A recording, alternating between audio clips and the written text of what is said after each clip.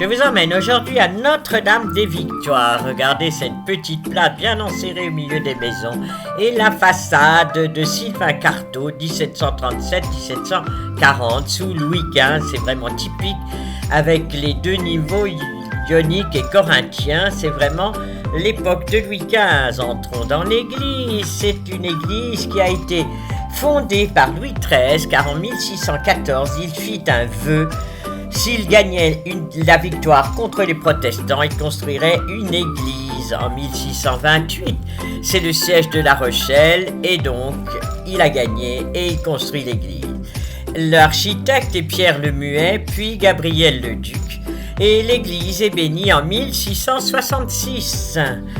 Voilà, cette coupole de style dit sulpicien, vous voyez, c'est typique de cette époque. Voilà, Saint-Vincent-de-Paul, une chapelle, une autre chapelle Saint-Joseph avec l'enfant Jésus, puis là, c'est le Christ avec Sainte-Marie-Madeleine. Ce sont des bas-reliefs de Charles Gontier, 1876. Sainte-Anne avec la Vierge. Regardez tous les ex-voto, il y en a 37 000. Je dis bien 37 000. Voilà la fameuse Vierge que le pape Pie IX, le 9 juillet 1853, a offert la couronne pour remercier les Français, les ouaves pontificaux, d'avoir défendu le Vatican. Il devient alors une basilique. Voilà cette statue qui est en plâtre, c'est l'œuvre d'un sculpteur italien de 1809. Elle remplace la statue démolie à la Révolution. Et regardez dans le chœur ces magnifiques tableaux de Van Loo. Il représente le vœu de Louis XIII, la victoire sur les protestants et la vie de Saint-Augustin, puisque cette église était dédiée aux Augustins. Voilà les bas-reliefs de Charles Gontier, 1876. Là, c'est l'enfant Jésus. Vous voyez ces autels tout à fait typiques de cette époque. Ici, c'est Saint-Augustin. Et voilà la chapelle de Sainte-Thérèse, car Louis et Zélie Martin, les parents de Sainte-Thérèse, qui ont été canonisés en 2015, sont venus prier ici et demander à la Vierge la guérison de Sainte-Thérèse en 1883 quand elle fut si malade.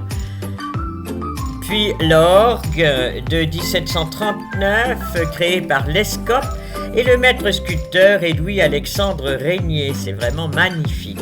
Quant aux fonds baptismaux, ils sont de 1635 en marbre et ma petite fille Gabrielle y fut baptisée. C'est un très heureux souvenir de famille.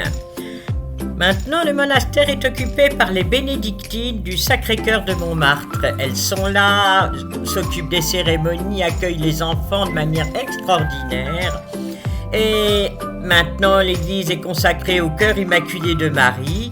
Et voilà, nous allons les écouter pendant la cérémonie des laudes. Écoutons-les.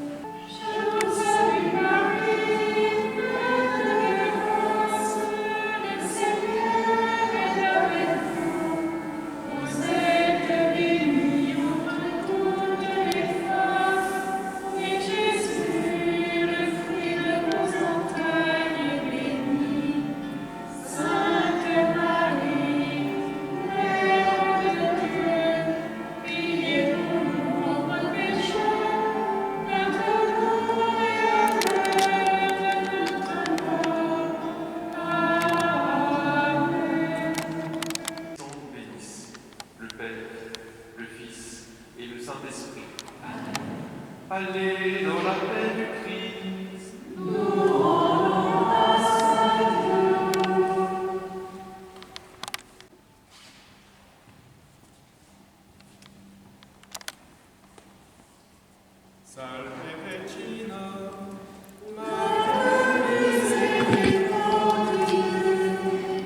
Vita dulcedo, espes nostra salve.